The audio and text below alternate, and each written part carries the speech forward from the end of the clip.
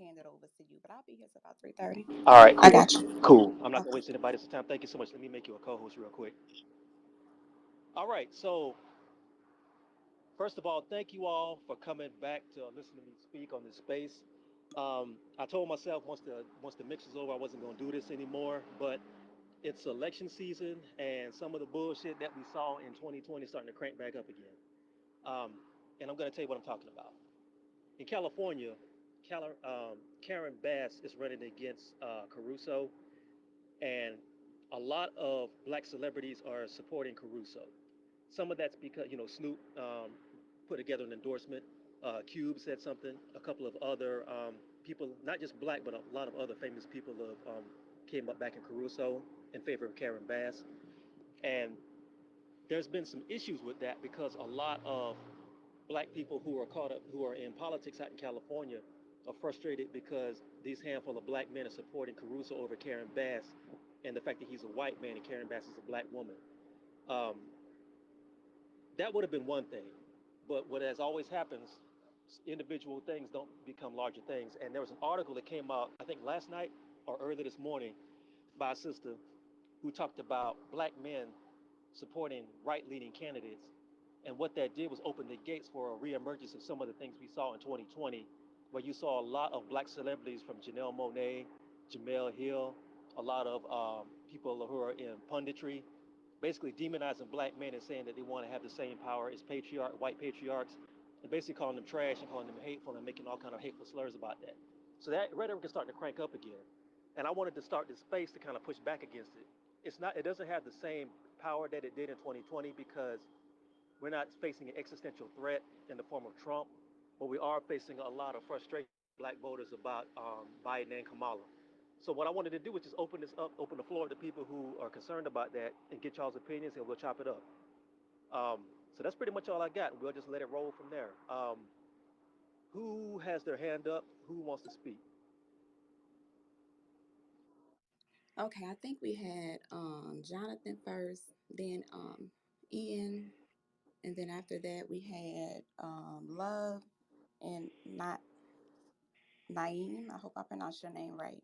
And then Billy Blackboots. So we're gonna go ahead with Jonathan. Jonathan, you can go ahead. I appreciate it. Hello, everybody. Appreciate you for having this space touring Torian. I hope I said You it got right. closer than most people is touring, so you're right, brother. Touring.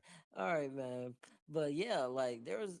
I think when it comes to this, they always want to sit there and think that we're supposed to just go along to get along, and they think that we're just supposed to vote for a black face, like no matter what. Especially if she like, and don't let her be a black woman though.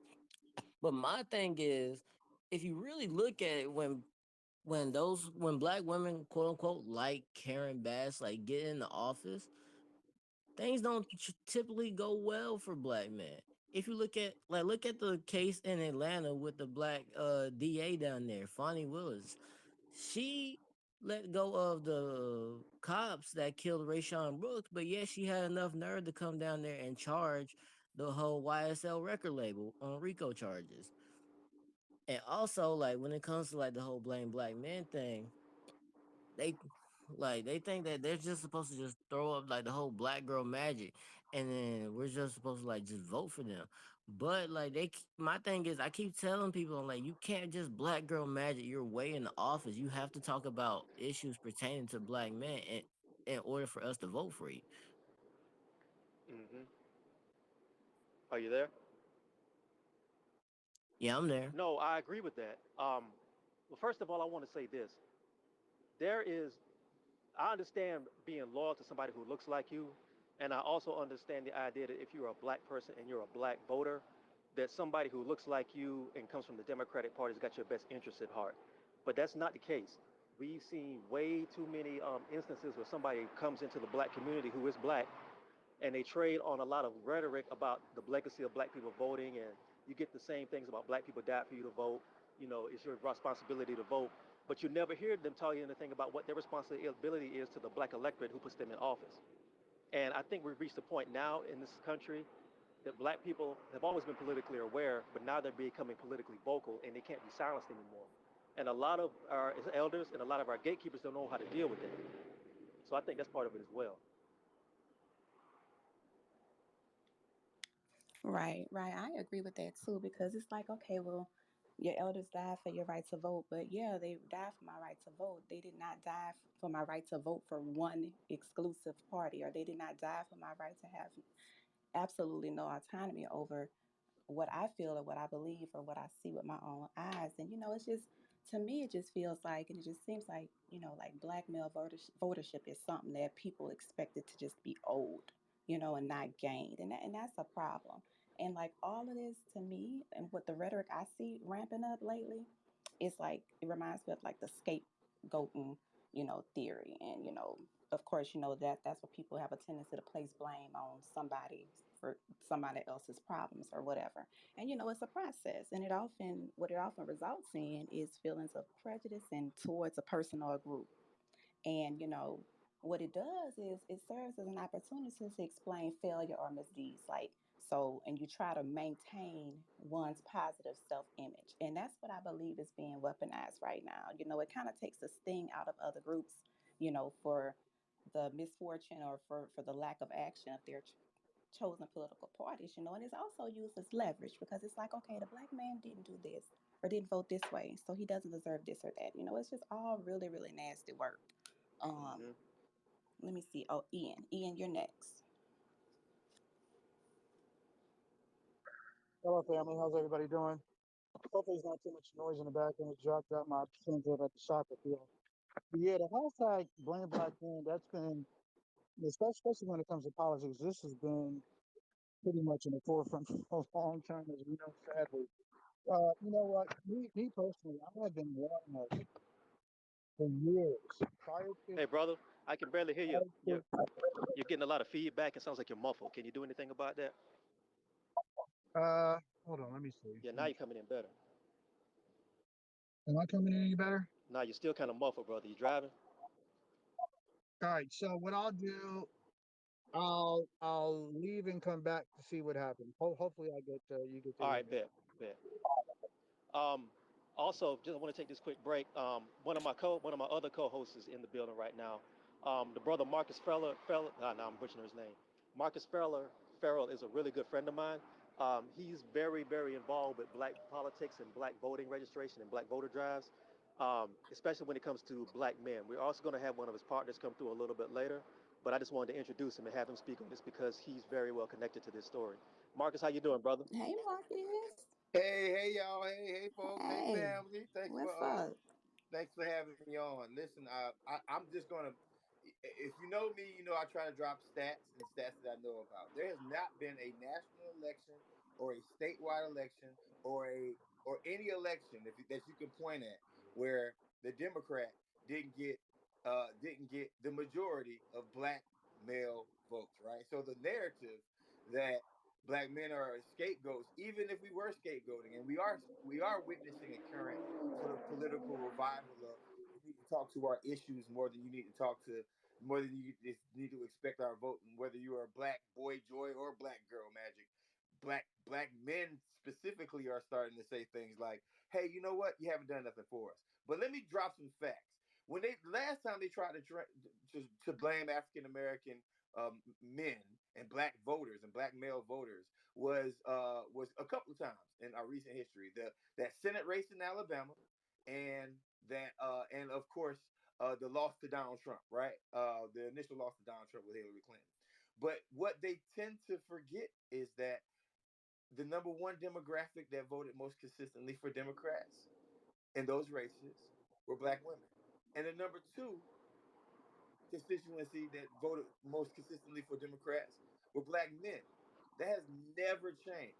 The problem is that they save all the smoke, not for Latino men, not for Latinx women, not for white women, the ones that are complaining vote blue no matter who. They save all the smoke for us because we don't show up in the higher numbers. But here's the problem. When we do show up, we vote Democratic. But now it's getting to the point where African American voters, African American men specifically, are saying more than just, okay, you know what? We're going to vote blue from no matter who. No, we're intentionally, some of these brothers want to intentionally stay home because no one's speaking to their issue. We are seeing a conversation right here in Georgia over Stacey Abrams. And I hope the sister does win, but we're seeing a conversation right here in Georgia where black male voters are finally getting targeted because they have blatantly said, we got you elected, but you do nothing for us, including representation. And our only option, the only thing that you want us for, is to be a martyr for your movement, so a black man can die, and then we're supposed to just shut up, and from that point on, not do anything else besides vote for who else we're supposed to vote for. Black male issues have not been at the forefront of democratic politics in a very, very long time. And I'm talking about wages. I'm talking about jobs, specifically talking about the targeting of African American men by police violence, and the actual opposite of what we've asked for, which is more accountability. But we haven't gotten that from the Biden administration. We got more BS, really, and we got more funding to go to these police departments that haven't necessarily been trained. So what you're going to see starting in this election cycle is an accountability ask question to Democrats nationwide, and it's starting to happen in real time. And one of the last things, and I've had congressmen and congresswomen that I've worked with say this to me directly to my face. But it's easy to target black men because we always need an enemy. I've had congressmen say that to my Wow. face. We always we are, and it is virtually impossible to campaign to white moderate women and black men at the same time. It is impossible to campaign to white moderate women and black men at the same time. You cannot have the same talking points. The only talking points that actually go across the board is raising the wages, but even that's a different conversation when it comes down to sex and gender, because white women get paid more than black men already. So just remember that, and identify what issues are, and what the major issues are of the Democratic Party when it comes down to trying to target us as a voting bloc, right? They will place black women, and this is not their fault. They'll place black women into place and then not listen to the sisters when they say, "Hey, listen, our brothers need this right here." Oh, wait a minute, now you're just supposed to come in there and do what we need you to do, not talk about your whole community, right? And there are a lot of sisters. I want this to be known. There are a plethora of African American women that understand black male issues, but when they bring them to the table, they don't get listened to. It's almost a it's almost an intentional shunning of the black man, even when we have black woman representation. So I don't want to hear anybody blaming black women for any of this. This is a systematic thing that has just reached its boiling point within the Democratic Party. That's all I got, T. Well, Marcus, thank you so much for your insight, brother. I know you would come with the heat. And I just wanted to, if y'all are in the space, I put some tweets up on the Summer Jam screen so you can see what I'm talking about. Like I said, the article by the sister Erica out in L.A., who talked about black men speaking, a black man voting for Caruso over Karen Bass. And like I said, that opened up the door for a lot of that rhetoric about black men wanting to be patriarchs and want to compete with white men and take their spot started showing up. And again, if you go and look back at some of the rhetoric in 2020, it's some of the exact same rhetoric from a lot of famous people. And I'm digging around right now to pull up an article I wrote for a Context Media called Blaming Black Men in American Political Tradition, where I basically make the case that this is something that is very deeply ingrained in American society, where you can use black men as a boogeyman to push any kind of agenda you want to, whether you're a Democrat or you're a Republican. Some of y'all might be a little bit younger, but back in the early 1990s, a major part of George Bush's campaign, the first George Bush in Texas, was the Willie Horton theory. And Willie Horton was this black man. He was a criminal who was let out on parole. Well, he was let out on work release. He was a rapist and a killer, and he got let out on parole. And while he was out on parole, he basically committed some more crimes. And the Bush campaign used the image of Willie Horton in their campaign rhetoric and also in their campaign literature to say that if you vote Democratic, the murdering black man is going to come get you. And that's something that goes back all the way back to Reconstruction. We're seeing now is some of the same continuation of that mentality, but now you have black people and you have people who look like us pushing that same rhetoric.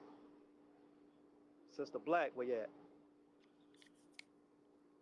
Hold on. Oh yeah, I'm here. I'm listening to you. I'm listening to you. I think like for me, and whenever I hear like these arguments on both sides to this black men and black women, we both need to have a serious discussion about leverage and leveraging our votes. And we really have to be serious about this because we talk about, we're going to hold people accountable. You can't hold nobody accountable after they get what they want.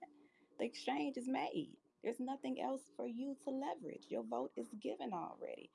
Black men are dying, via the hands of police, but hell, we as black women, we are dying just trying to give birth. We both have things we need to leverage, both of us, and we need to work together to do that. Um, Love, I think you're next, and then Naeem, and then hold on, Billy Black Boots, and then Ree Middle Child. So you can go ahead, I love. Greetings, family. I just wanted to briefly come into the space and I had to stop reading the article when it used the words "black men are naive." If you are a black man, you do need to read the article because I think it's the rhetoric that they're going to attempt to use against the black man. But I just know that black men and black women, to me, seem that they are more united than I've ever seen us. So I think this is an attempt at divisive agenda to intentionally get us to go at each other. And I'm glad Marcus brought it to the attention that we have to stay united. And trust me, I don't know if you're talking to black men, but the black men and black women I'm speaking to, we are united and we're on the same page. And it is not just black men that are questioning agendas. We're looking at policy over party. But I land my plane there.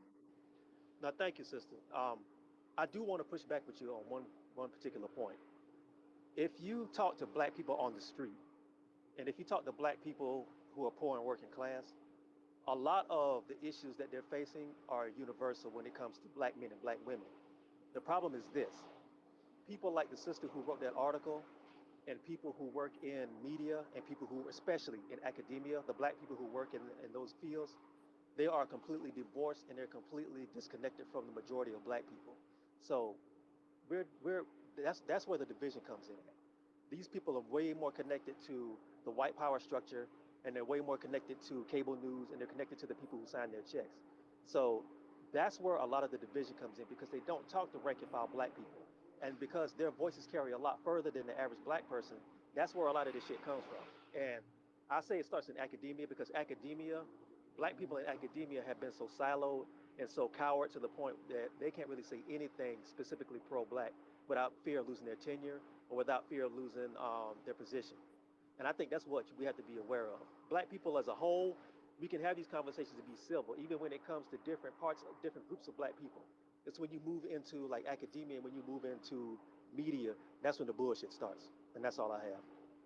Right, absolutely. I That agree that's with the, that. that's another thing. It's the thing about reach for me. I can walk out the door right now and talk to 5 to 10 black people who look like me, and we are probably more than likely gonna agree with a lot of things that's said. But the people who are outside of these doors, they not on social media like that. It's these people with these radical ideas, and that's about all of this division. They're the ones that's utilizing social media like that, and they're the ones that's able to get to the youth faster than anybody else, and that's my concern. That's my main concern. um who else? Oh, Naeem, I'm sorry, love, did I cut you off? Oh no, I was just saying I agree. I agree. I guess maybe because not formally educated, so the people that I'm around and city council member myself, we're very much on task when it comes to, but I do agree. Academia and media does have a separate agenda from the grassroots. Hmm. Yeah, thank you, sister. Naeem, you can go ahead, and Yeah. then after you I got um uh, Billy Black Boots, and who else? And Free R Kelly. Go ahead. Yeah. All right. Peace, peace. I hope y'all could hear me. Let me know if y'all cannot. Loud and Shout clear, out. brother. All right, no doubt. Shout out to Brother Torin for hosting this space. Shout out to the co-hosts, and thanks for having me up. There was in the late 1800s, in the 1890s, there was a party called the Populist Party, and the in North Carolina specifically, the fight for political power was on. The freedmen were getting their feet wet politically. For those of you that know about Wilmington and the massacre that happened there, you get an understanding of where I'm going with this. But there was an image that came out, and it was a black man in the form of a hideous bat with these monstrous claws with two wings. On each ring, on one wing it said Negro, and on the other wing it said rule. And he's hovering over these white people with their children, et cetera, et cetera. He's basically scaring them. The Democrats in today's day and time have shrewdly employed this tactic of making monsters out of black men. On our Be the Power YouTube channel, we covered this during the 2022 election, how leading up to the election, we started to see article after article after article coming out where black men were being shamed. And I started to trace some of it. During Obama's 2008 run and 2012 run, he would go to this familiar line, go and get your cousin Pookie up off the couch.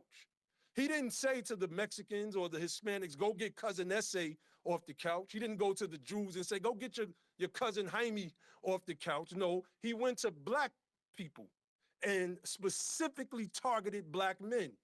During the 2020 election campaign, Roland Martin came to Athens, Georgia, told black women, if your man don't want to go vote, if he don't want to get up off the couch and won't go vote, don't give him none. Basically, if he's not going to go vote for Jim Crow Joe Biden, don't give him no sex. You see what I'm saying? What we're experiencing right now is this shaming tactic of black men. This woman, Erica Smith, that wrote the article, I did a tweet on it last night. There's another tweet from another woman by the name of Lori Granito. And she says the article on black men in LA not voting for Karen Bass, the Ice Cube, and now Uncle Luke and other hoteps becoming more vocal shows what part of the concerted effort by white supremacists to use black men to vote against their own interests and that of their communities, all by design. She then says, also go ahead and use this tweet to block, she names this one hashtag group, plus FBA, Ashy Hoteps, and name a bunch of numbers bots who will inevitably show up in the comments. See, for decades, black men have been brought under heel and black women have been used to do that. And it's just a fact. And we could go back to the 1990s, and I'm not going to get into all of that. I'm going to stay in the framework of the conversation, but I just want to plant that seed. And now that black men are starting to wake up, and they're starting to see that, hey, we are still dying and getting killed, and these black women-led groups like Black Lives Matter are profiting off of our deaths. Tamika Mallory said on the Drink Champs that you can't, Biden, he built the wall, he stopped the Muslim ban, but you can't just sign something for black people. It don't work that way. Well, then why should I keep voting for a man like that? Stacey Abrams, in a recent interview, said that you can't just say black people. You can't just say them. You have to add. Hold on, brother. You talking about the 85 South Show article, the interview she did a couple of weeks ago. That's right. That's right. But let me get you to get to the point real quick, because we just got to bring a few more people in. I don't mean to cut you off. No doubt. I'm gonna wrap it up. So I was highlighting the point, right? The point is it's not necessarily blame black men, it's shame black men into voting for a party that does absolutely nothing for us. I say don't vote blue in 2022. Look forward to my campaign that's coming out in that regard. Peace. All right, brother. I want to shift the conversation a little bit now. The brother just brought up a really good point, because this is something I saw last year, in 2020, a whole lot of. There's this attitude of condescension and this attitude of arrogance towards not just black men, but a lot of black women as well, who have issues with the Biden campaign, who have issues with the Democrats and the establishment Democrats. If you look at, and this is a point I make all the time, I've been around political campaigns, I've covered them as a journalist. If you follow political campaigns around to their different demographics, when Democrats go to Asian communities, when they go to Jewish communities, when they go to Hispanic communities, when they go to LGBT communities, they go, they rent a hall, they come in wearing a suit, they come in wearing with a folder, they stand at a podium, and they play and they lay out their strategy and they lay out their policy for each individual group. There's some music, but the majority of the conversation is about what I plan to do for your constituency. When it's time to try to reach out to black voters, what do we get? Some of y'all already know. Booty at the It's booty polls. shaking time. Yeah, we get, it's booty shake time. They pull out old rappers, you know, it's a lot of shaming. You see that same damn old footage from the 1960s of the dog chewing that dude and the clip of that the fire department rolling people down the street in Selma. We get that same stuff, and we don't get any kind of real engagement as far as like with our issues. Even people who are vehemently opposed to like democratic candidates in other cities and in other groups, they will take the time and hash out their disagreements with those groups. They don't do that to us. All we get is shut up and vote. Your grandmama died for this, and if that, no, like here goes some fried chicken. Your grandmama died. So that's That all is I'm saying. So what I true. want to talk about, yeah, what I want to move it over to is, and I think some of the conversation we're having about black men being Asher Hoteps and black men being too ignorant to speak and being too ignorant to understand what's for their own good ties into these same white supremacist ideas, but it's coming from a lot of sisters with 4C hair and a lot of people who look like us. Not all of them, of course, but I'm saying a lot of those people like that control the mic. So let's talk about that. Wait, Brother Terrain, can I see something? Who's this? I can't see. It's Brother Black Power. Hold on, brother. We're going to keep it orderly, then we'll bring you around. All right, brother? Okay. Yeah, we're gonna All get right. to you. We have a couple people that's been waiting. So, and I see you, Shepard. I know you've been requested a few times. I'm gonna get to you too. But next we have Billy Black Boots, and then we have Ree Middle Child, and then after that we're gonna have Shepard, Najee, and then Black Power. Then we got you. All right. And please try to keep your comments to like about 2 to 3 minutes if possible because we got a lot of people lining up. All right. Yeah. Hey guys, I really appreciate having the chance to speak, and I wanted to say that from for Naheem's point, he seems like I checked his profile because he spoke really well. He seems like he's like more. I'm I used to be more of a Democrat side, but now I'm more like a leftist, and I feel like that's I'm kind of open because of Obama. I was almost 30 years. I was like a teenager when Obama got elected. Now, and finally change, finally dying. Hey, brother, you breaking up a little bit. I don't know if you in a bad area or what, but you breaking up just a little bit. I'm sorry, is that a little bit better? Yeah, that's better. All right, cool. Yeah, when Obama was elected, I thought shit was gonna change, and it very much did not, and it very much not. It seemed like nothing was really getting done, and I think policy over party is really good. Where my kind of concern comes in is with LGBTQ rights. I think everyone kind of deserves the right to live freely as they do, and I think that that's the one thing that I'm kind of stuck on. That's the one thing that Democrats seem to kind of be holding fast to, usually, but that's kind of the thing that I'm a little bit stuck on at the moment. Can I say something to you real quick, brother? Because I know I could, because I know where this conversation is getting ready to go. Of course, Soren. I don't have a problem personally with anybody advocating for whatever group they belong to. Yeah, my issue is that, and that's a conversation we can have as far as like a black electorate about other different groups, even though there are obviously black LGBTQ people. Mm-hmm. I don't have a problem with anybody, even within the black community, having that conversation about, well, what about LGBTQ rights as black people? I get that. But here's the thing. When it comes to black people advocating for something for themselves, what always happens in this country is that every other niche group or every other group feels like they can slide into whatever black people are talking about and redirect the conversation away from blackness as a base into everything else. Now that doesn't mean that LGBTQ people, non-binary people, and we can expand it just from that one particular issue. Of People course. who are disabled, people who are dealing with mental illness, all those groups are part of the spectrum in the black electorate. But I think we have to start thinking of ourselves as a black bloc instead of chopping ourselves up into all these different groups and trying to divide that message. That's all I have to say on that. But go ahead. No problem. I was pretty much done, and that's a really good point in your case, Tom. Just that I know that in a lot of I've sat in barbershops before, and I know that I know that it's not completely cool to talk about those issues. I know that there's still some kind of updating and education that has to be done on that regard, and I don't think everybody can move forward unless everybody moves forward. You know what I mean? No, I get that, but we're kind of getting away from the conversation. What I'm really trying to focus on is the idea of like that black men aren't intelligent enough to be having these conversations, and that black men need to be guided like shepherd, like sheep, because we don't know we don't know what's for our own good, and we have to be moved around by people who call themselves our elites. But Oh, let's move on. But I don't mean to cut you off, but we got to keep it moving. no problem. All right, brother. All right, who we got next, sis?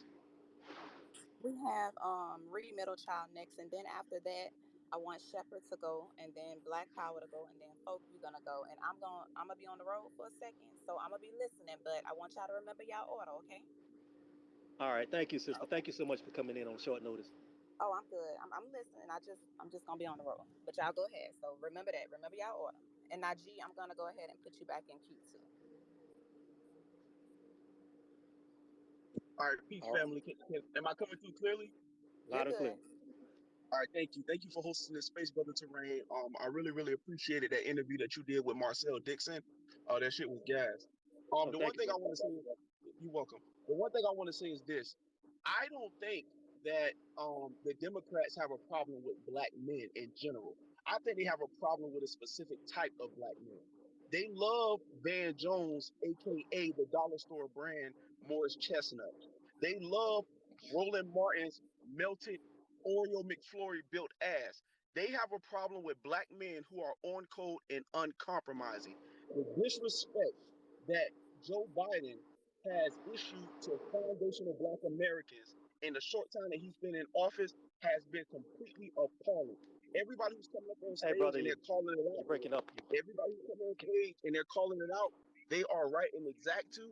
And the only thing I'm gonna say is this: you don't you don't the best way to pay back Joe Biden is to let the Democrats fail. I'm not telling black people to go out and vote for another party. I'm not telling black people not to vote. But if you're on code, these Democrats, they have to pay for this disrespect and contempt that they have had for foundational black Americans. Not just black men who are code, but black women who are on code as well. And again, thank you for this space.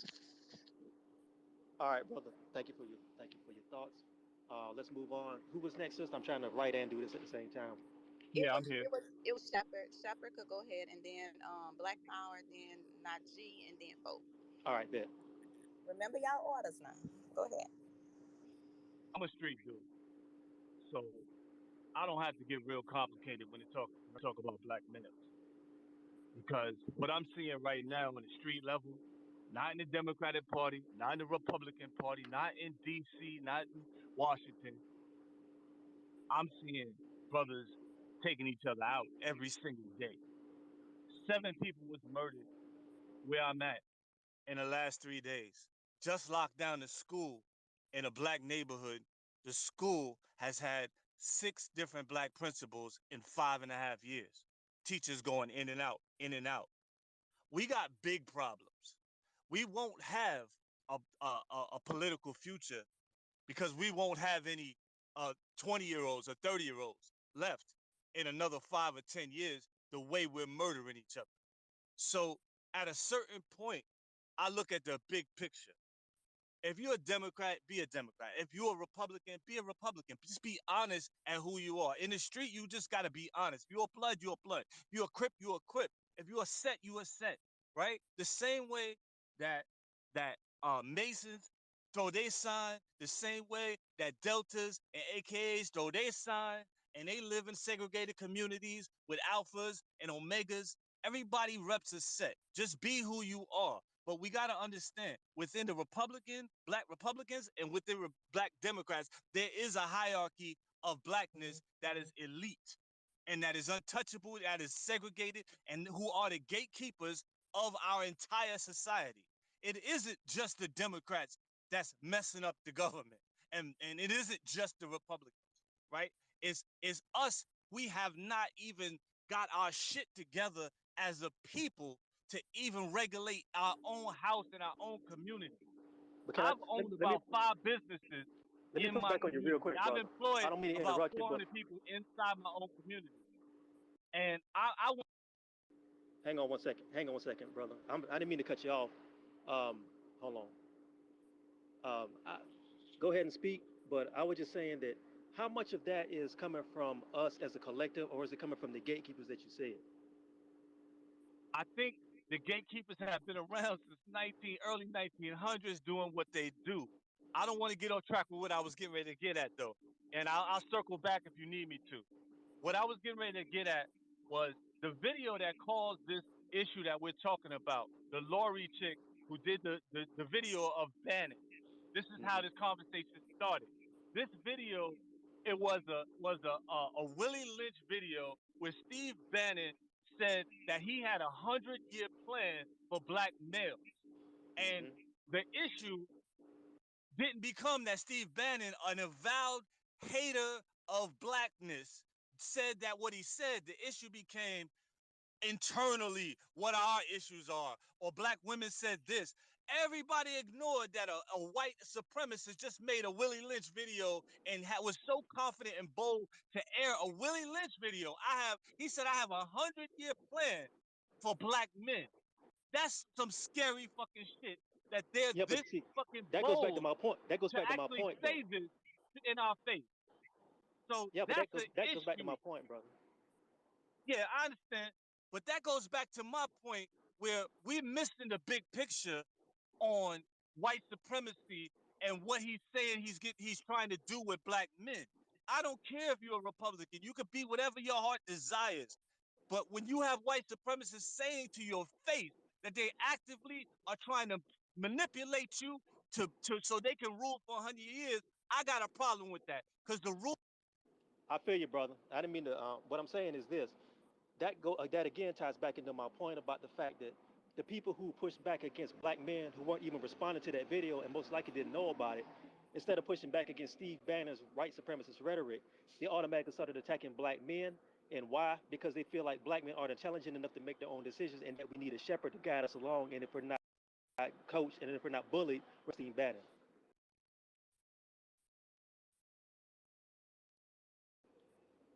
But all right, brother. I mean to cut you off. I respect your passion, but we got to move it along. Let's see. Let me get. I know we got an order, but let me throw the mic back to Marcus real quick because I want to hear what he has to say. All right, Marcus, you have the floor. So, hey, thank you, T.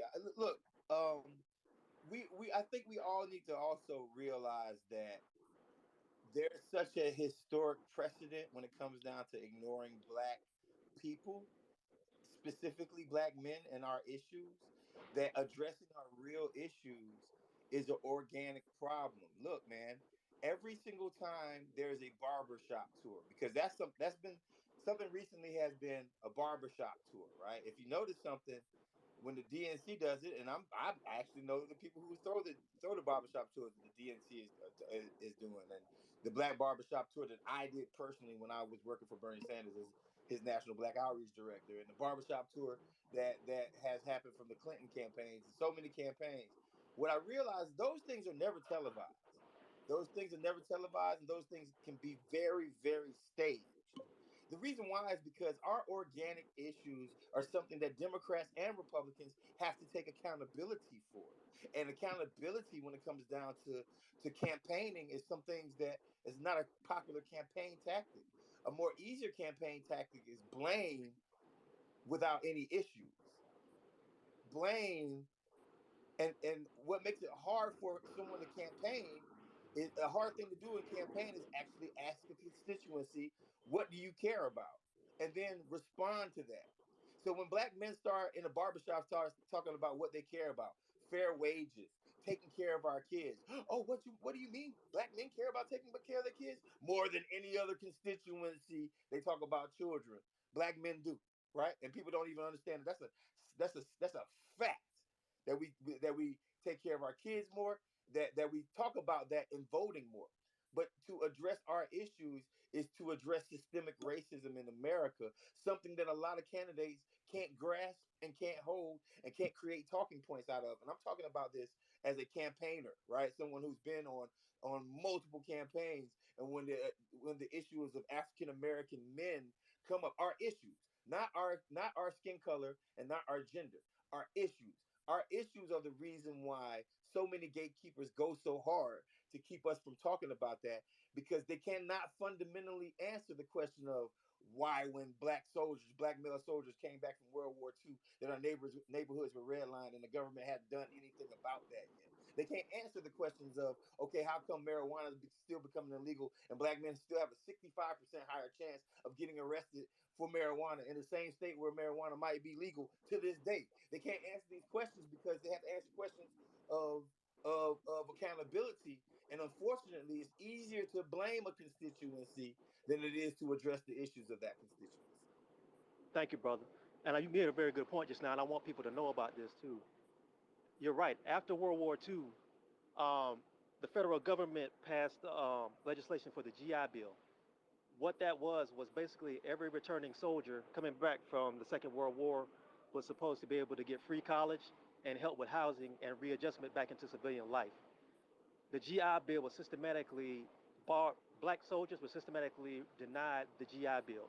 And what the GI Bill did was create more generational wealth in white Americans than any other legislation in American history, more than the New Deal, more than a lot of the bills that came out of the Depression along with the New Deal. But nobody talks about that. A lot of the white people who have second, third, sometimes fourth generational wealth, that wealth came directly from, if they didn't grow up rich already, that came from the GI Bill, and it came from redlining and everything. So that's what you're dealing with. That's why they say home ownership is the key to success in America. Home ownership was given directly to white GIs coming back from World War II. But let's move on.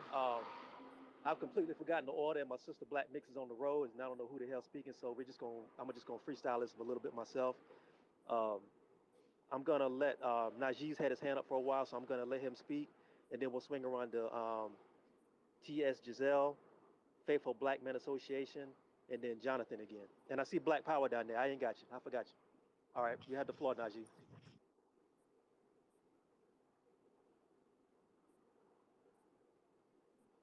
Oh yeah, okay. I was muted. Yeah, so the blame black men thing. So, I just think that from what I see, it's just kind of like easier to punch down. And in some of these institutions of higher education and media, it's become acceptable to just basically punch down and basically talk ill or reckless towards black men. Black men, even with the famous quote of Malcolm X that people like to kind of like use, and I just wish they would go further and just using that one quote of the most unprotected group in this country is a black woman. As it stands right now, I mean, obviously it's black men. And when I address some of these, what you want to call gatekeepers, or some of these people that represent some of these institutions, you know what? I on the Twitter Spaces, I at who they're working with, who they're working for, because I know when Professor Crump talking, when she talks and she spews her misandrous rhetoric, she represents Rutgers. When Simone Sanders talks, she represents MSNBC. So instead of basically, and also we practice the art of punching down. It's these institutions that's giving these people platforms, that's giving them the microphone to kind of like do this kind of gender divide. And but it's really at the expense of the whole black collective. You know what I'm saying? Because it's just not black men that's speaking out and speaking up against the neglect of both parties, Republican and Democrat. But however, you can basically control people by keeping them confused. So if we're in a crowded movie theater and there's a fire and there's utter chaos and people are jumping over each other trying to escape, and I'm the only one that knows where the exit is, I'm the one that's in power. So I think that we have to come up with a strategy to really, really bypass these gatekeepers and some of these people that make some of these outlandish statements towards black men or just basically the black collective, and go to their paymasters. How do we basically galvanize and go after the people who employ these people? Because outside of that, we're shadow boxing, we're punching down. All right, All I'll right. close. No, thank you, brother. That is a very, very good point. And I have been saying this for the past year or so that um, A lot of people who work in media and academia, and again, especially academia, this is basically the hive of this sort of stuff. There are a lot of black scholars who work in academia. Well, I won't call them scholars. I'll call them academics or academics, as I like to call them. There are a lot of people who work in academia who are black who say hateful, vile things about black men, and they can say that with no fear of being censored, no fear of job loss, no fear of really any kind of repercussions. And in fact, some of them get advancement by doing that. You can't say some of the things these people say about black people about any other ethnic group and not lose your job. But for some reason, that can happen with black men. And I think a major reason that is because we don't hold the institutions that hire these people and employ these people accountable. And we're going to have to start doing that because that's how other people do, other people move. If you say something hateful about Asian people, they're going to be at your job in the morning. You say something hateful about Jewish people or Latino people, LGBTQ people, they organize campaigns to get you up out of there. We don't do that, and we are just as much of a valid group as anybody else. I'm going to start moving it around a little bit. Wait, I'm going Terrain, to I have a question for you. yeah. Aren't you LGBTQ? I'm pretty sure I saw like you at somebody's window getting banged. Nah, you smoking that pipe, brother, not me. Nah, that's you. I remember you. Bro, what? Brother Yeah, all Terrain right. has never said that, bro. I'm out, bro. Yeah, that's well, you know, it's bound to happen. You're gonna have clowns to show up. I gotta put everybody on mute. Cap. I'm on the road, but I removed him because what was that? I have no idea. It's Okay, well, all we're good. going to keep it moving, right? Wait, brother It's Terrain, about I was next. I was next. who is this? Brother Black Power. All right, you go ahead first, and then you go ahead and speak, brother, and then we're gonna Mhm. switch it around. I'm gonna let FBMA speak, then we're gonna go to TS Giselle, and then Jonathan, and we're gonna land the plane in about 12 minutes because we're gonna wrap it up around 5 o'clock. Okay.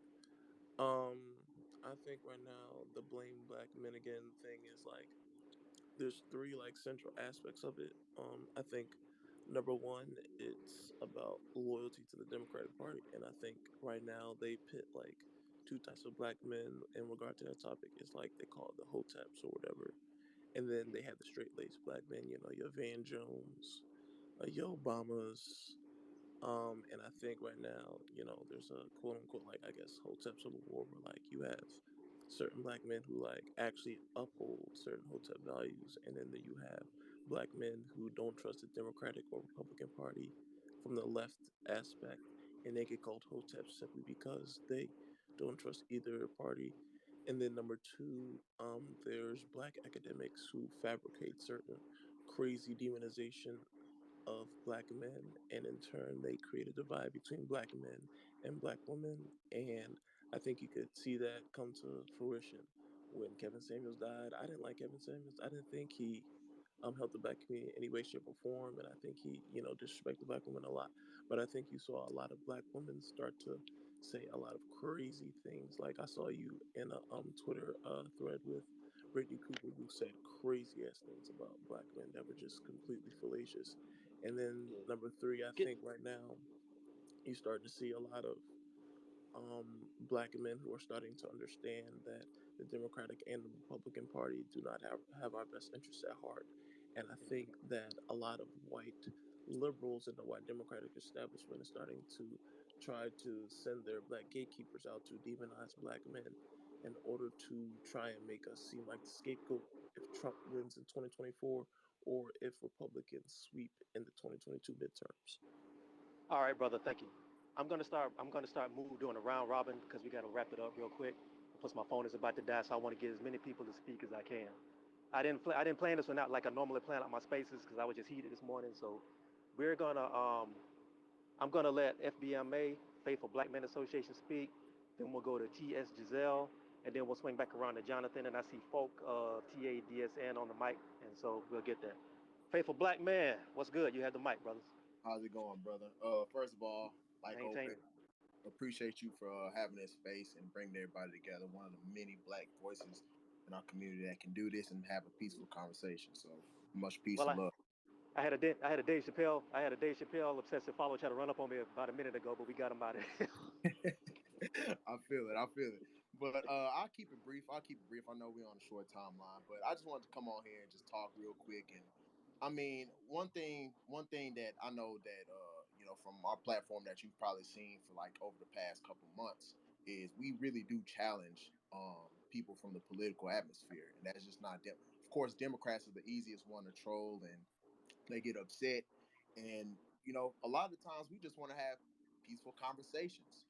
You never gonna really see us disrespecting and name calling because I mean we like our account. We don't want to get taken off the grid. But there is one thing, Torin, that I saw that I want to touch on, which was the basically the insulting of black men's intelligence whenever we do ask questions. That is something that's very troubling.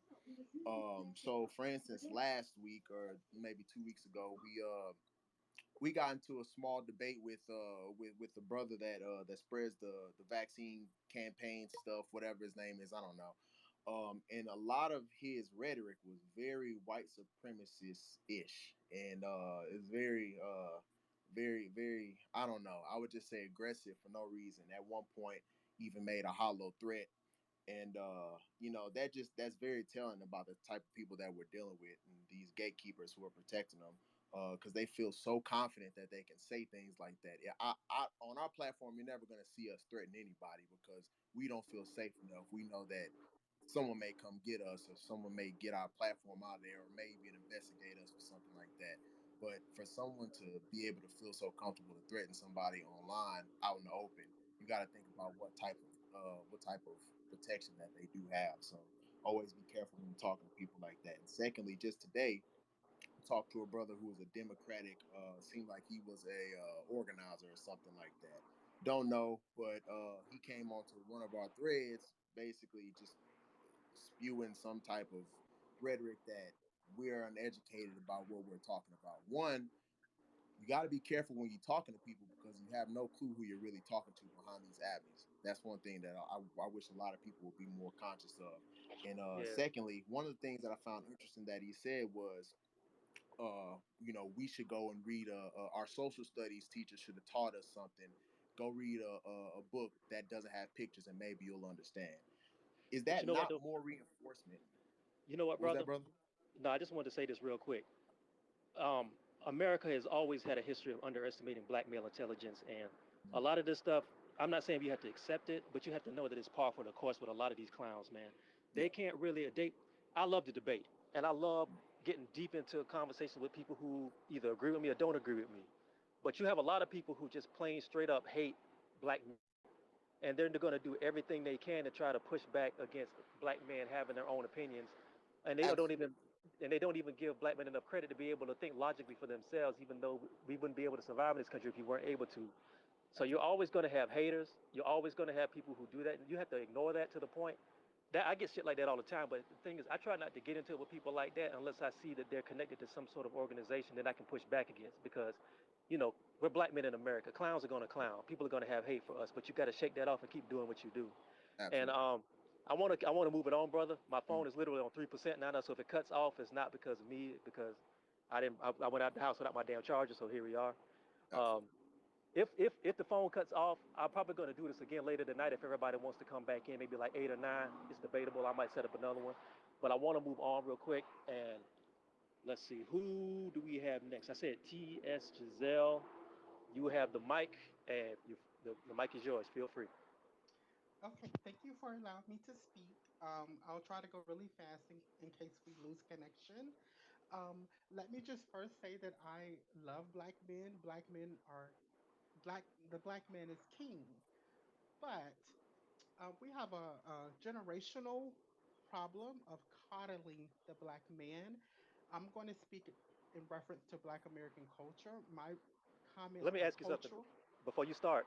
Let me ask you something. Are you a Black American, or where you from? I'm just Yes, curious. I'm Black American. Yes, from the Okay. Carolinas. Okay. um, And I want to, yeah, because I want to hear this. I want to hear how you say how we're common. And I'll shut up. Go ahead, sis. yes. So the Black American man is coddled so much, and we demand more from you, and demanding Black men to step it up, to be better, to obtain an education in higher numbers, entrepreneurship. Political activism, demanding those things from the black man. Um, is not a negative thing. It does not mean we're bashing. It's just we're demanding more. We need more from you because we're really in a crisis in our culture now. Okay. Um, Let me ask you something real quick. Now, when you say that we are coddled, how are we coddled exactly? Yeah, Give me some so examples. the biggest example would be just there's a lack of self accountability from black men, black heterosexual men in particular, against a multitude of issues. I would say that the biggest issues that impact our culture is violence. Black men make up 2% of the US population, but are accounting for 60% of like deaths related to gun violence.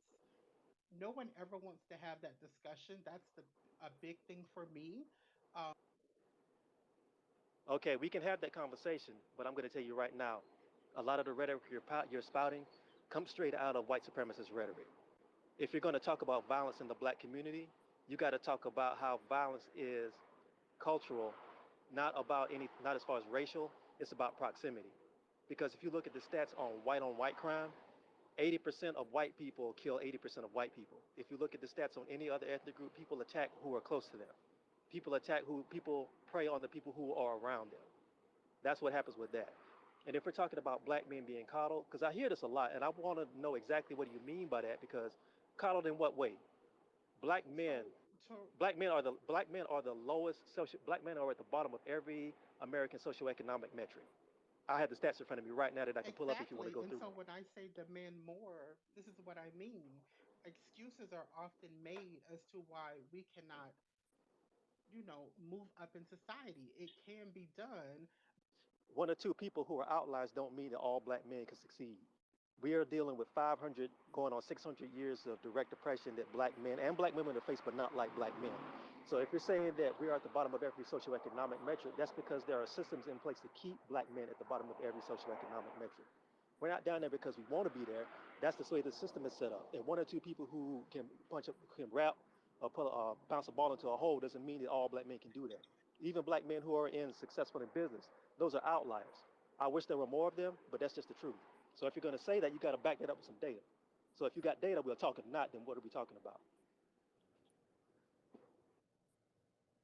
Yeah, so when I reference a lack of self accountability, you cannot even acknowledge the issues that I've brought to you. You're challenging me and want to retort to, well, white people kill white people because people kill people who live in proximity to them. That's an example of coddling and not taking accountability. Um, Black boys are out here devastating black communities across America. Why You live in though? Atlanta. But Hold on. You live Why in though? Atlanta. Why though? Atlanta is being devastated by crime committed by black men. Why? Where are the leaders that are going to step up to resolve this issue? And why is it that every time we want to critique someone, whether they're a black man or a black woman or all in betweens, we're challenged by that instead of saying, yes, this Wait. is a problem in our community and we need to get together and form resolutions and have I productive would Can love I to please respond conversations. respond? Can to I this please person, respond? please. Can I please We respond? Please. And even in this example, I've been listening for 20 minutes and you didn't interrupt anyone. But when I bring these real issues to the forefront, it's challenge. And there was no accountability or But this acceptance. is Sister, a When wait, topic hold up, about sister, when blaming black men. This isn't a topic about shifting the but conversation I'm to blaming black black crime. men. But thank yes, you. You're but I'm you're a blaming black black man. You're men. you're a black man, and you follow along the same lines as the person that wrote that article in the LGBTQ community that wants to take black men and reduce them. Stop A playing lack games. of a lack Cut it of out. You are a black man. Stop a it. lack of self accountability from Naheem. But sister, you made Okay, all it's those not let's everybody. criticisms wait, and wait, not wait, wait. once. You made Right, all right, those right. criticisms and did not And once ever talk about capitalism. So or your or not one criticisms are bad faith. support of why. This is my thing. This is my Yes. thing. As a black This is a woman, lack of self you as a as accountability. a And of black course, we're going woman, to you have a lose you cisgender lose woman okay. coddle black men. So Yeah, that's but what's about to okay. happen. But you The can't say typical is that though happening because in these spaces. Well, not just the space in general, but in Violence is general. because of socioeconomic conditions. It has nothing exactly. to Those do with black culture. boys Exactly. shooting black You boys made is all not those always criticisms and didn't because of once talk about how capitalism socioeconomics. strips the black They don't have community of leaders. resources. They're not educated to pursue corporate jobs that pay well. You can't get a job if you don't have the education to That's make because Is this a corporate. white Why? I supremacy was song here? educated at a Goodness historically gracious. black There are reasons college. for every single thing Historical that black you have colleges are named. There are 70, reasons 80, for that. 90% female. That's not the Where are the topic, black though. men? This you isn't didn't This the is not right mention the space topic. for capitalism you to at all, speak. so your criticisms are invalid. If you make criticisms about black men and don't It's include the lack of capitalism, self We then your accountability. criticisms are invalid. It's the lack of we self really have to accountability figure for out how to me. stop allowing And people to that's the come and start problem. hijacking our things. We Thank were Yes. having you. a productive Exactly. conversation this whole time, and one Thank you. person comes, and It's the I lack of understand self that what you have to say accountability. is important To to you derail and the to somebody else, conversation. but Yep. now this whole conversation is being derailed, and this is So why we say demanding that it feels more like and wanting sometimes there are answers agents to of the chaos violence deployed